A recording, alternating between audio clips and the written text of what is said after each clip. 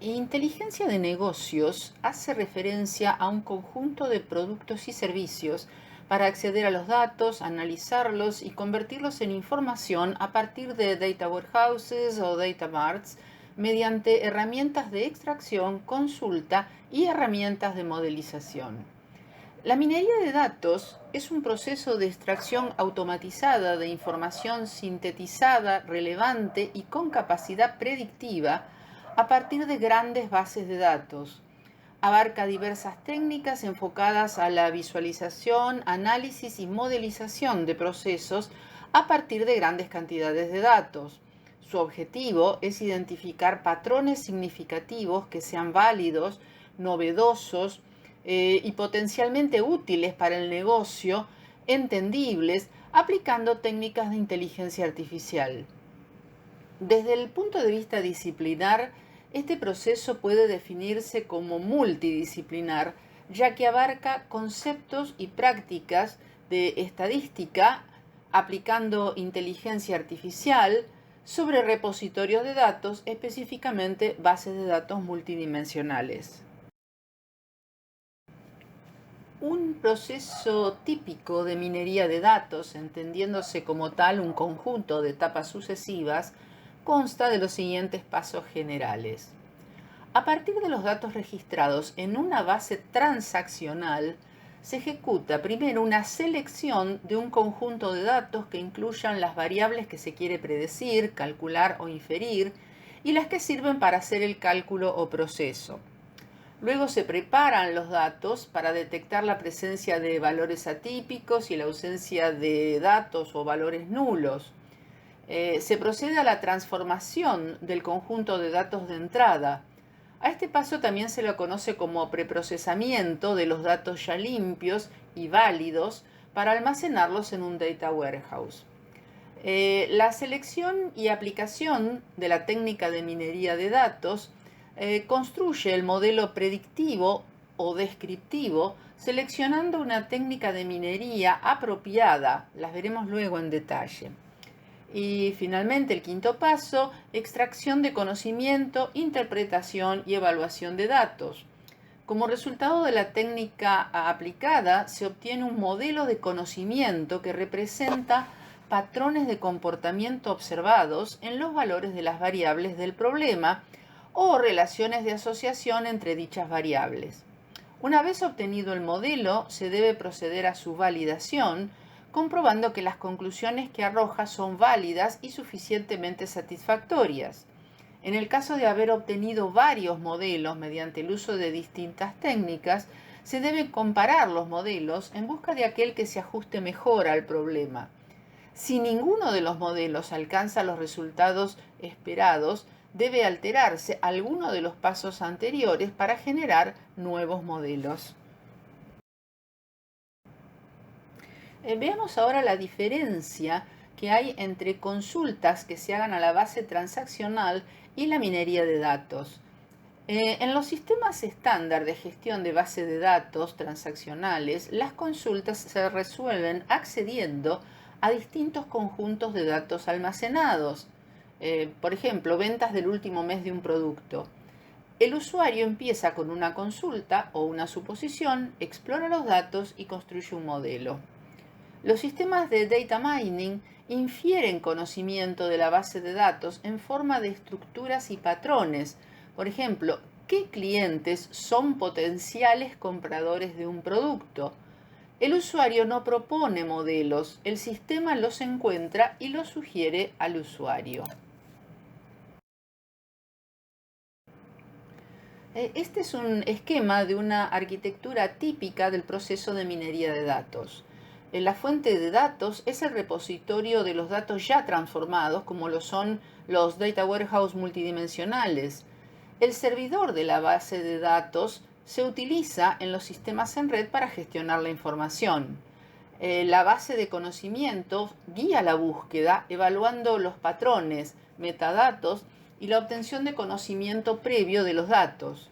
Surgieron a partir de la investigación en inteligencia artificial como respuesta a las necesidades que las aplicaciones de esta disciplina planteaban, Contienen elementos de conocimiento, normalmente en la forma de hechos y reglas de inferencia, así como la manera en que estos han de ser utilizados. El algoritmo de minería de datos permite realizar diferentes tipos de análisis como caracterización, asociación, clasificación, análisis de grupos, evolución y análisis de desviaciones. Los veremos luego. La evaluación de patrones son medidas para conocer la relevancia de los patrones identificados. De no ser significativa, se vuelve a ejecutar el proceso de minería de datos enfocando en variables diferentes para obtener un nuevo modelo que pueda ser relevante.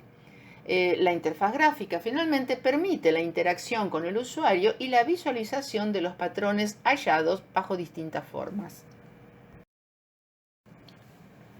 Las técnicas de minería de datos crean modelos que pueden ser predictivos o descriptivos.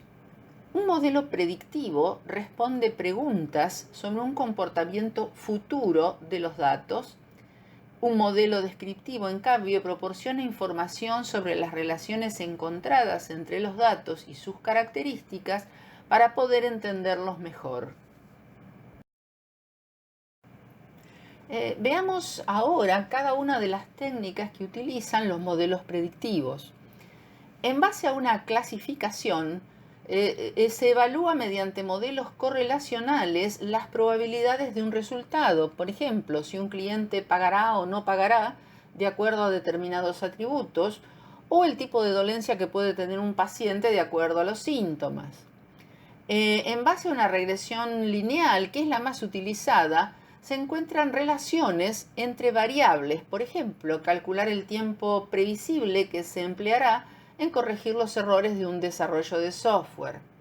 Los modelos estadísticos son una expresión simbólica en forma de igualdad o ecuación que se emplea en todos los diseños experimentales para indicar los diferentes factores que modifican la variable de respuesta. Por ejemplo, análisis de varianza, discriminante, dispersión, etc. La secuenciación intenta predecir el valor de una variable en función de su evolución en el tiempo, a partir de este conocimiento y bajo el supuesto de que no van a producirse cambios estructurales. Por ejemplo, estimar la demanda de energía eléctrica para un periodo determinado. Siguiendo con las técnicas predictivas, tenemos el árbol de decisión.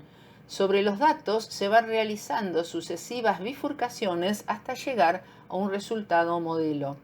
Se determina la división más discriminante de entre los criterios seleccionados, aquella que permite diferenciar mejor a los distintos grupos del criterio base. Se obtiene de este modo la primera segmentación y se realizan nuevas segmentaciones de cada uno de los segmentos resultantes en forma iterativa.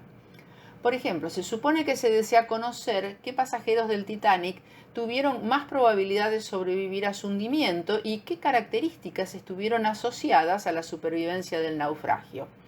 Un procedimiento de árbol de decisión selecciona automáticamente los grupos homogéneos con la mayor diferencia en proporción de supervivientes. En este caso, ha encontrado el sexo, hombres y mujeres. El siguiente paso subdivide cada uno de estos grupos en función de otra característica, resultando que los hombres son divididos en adultos y niños, mientras que las mujeres se dividen en grupos basados en la clase en la que viajaban en el barco. Si un pasajero del Titanic es hombre y es adulto, tiene una probabilidad de sobrevivir según este modelo del 20%. La probabilidad de supervivencia de cada una de las subdivisiones puede utilizarse con fines predictivos para vaticinar el grado de probabilidad de supervivencia de los miembros de cada grupo. Las reglas de asociación encuentran interrelaciones entre datos generando reglas del tipo que pasa así a partir de un proceso de aprendizaje de modelo. Por ejemplo, conocer en un hipermercado si un cliente que compra leche muy probablemente compre también pan. Se utilizan los llamados algoritmos de aprendizaje supervisados, que se basan en entrenar un modelo por medio de diferentes datos conocidos para poder predecir un dato desconocido a priori. Trabaja sobre dos tablas, la de aprendizaje o entrenamiento y la tabla de verificación, en donde se aplica el modelo generado a partir de la tabla de aprendizaje para evaluar la calidad de este modelo para una correcta predicción. Las redes neuronales son un paradigma de aprendizaje y procesamiento automatizado, inspirado en la forma en que funciona el sistema nervioso humano. Cada centro neuronal recibe múltiples estímulos simultáneos que determinan una única salida. Se trata de un sistema de interconexión de nodos neuronales en una red que colabora para producir un único estímulo de salida. Se estructuran como un grupo numeroso de procesadores conectados entre sí, trabajando en paralelo. Aprenden a través del entrenamiento. Las tareas básicas de las redes neuronales son reconocer, clasificar, agrupar, asociar, almacenar patrones y someter a los datos a un tratamiento mediante algoritmos que dan lugar a que se obtengan resultados de índole predictiva.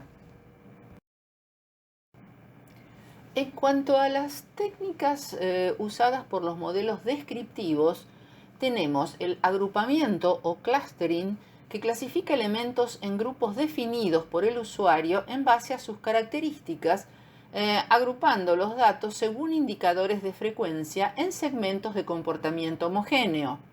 El objetivo es maximizar la similitud de elementos del clúster y las diferencias entre clústeres. Cada elemento debe estar asignado a un único clúster. Su finalidad esencial es revelar concentraciones en los datos para su agrupamiento eficiente en estos clústeres según su homogeneidad, pudiendo utilizarse variables cualitativas o cuantitativas.